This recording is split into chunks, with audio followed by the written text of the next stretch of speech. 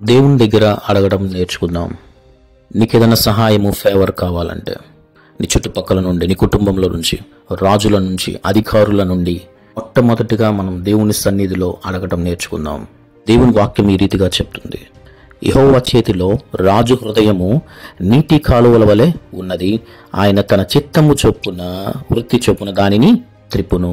So మనం చూస్తే ఎస్తేరు గ్రంథంలో రాజు పిలవకుండా ఎవరు వెళ్ళడానికి వీలు లేదు. కానీ ఎస్తేరు తన తండ్రి బిడ్డల నిమిత్తము దేవుని సన్నిధిలో ప్రార్థించి ఉపవాసం ఉండి రాజు పిలవకుండానే వెళ్ళి ఆయన ముందు నిలబడడం చూస్తాం. అయితే అక్కడ ఏం రాశారంటే, రాజు ఆమెను చూడంగానే ఆమె రాజు చేత దయ పొందెను. అధికారి దేవుని చేత నియమించబడ్డాడు. సో ఎవ్వరికి నువ్వు భయపడాల్సిన అవసరం లేదు. మనం దేవుని దగ్గర అడిగిన తర్వాత సో దేవుడు మన ముందున్న వారి హృదయంలో మన మీద ఆ కనికరము, ఆ దయ మన మీదకి వచ్చును గాక.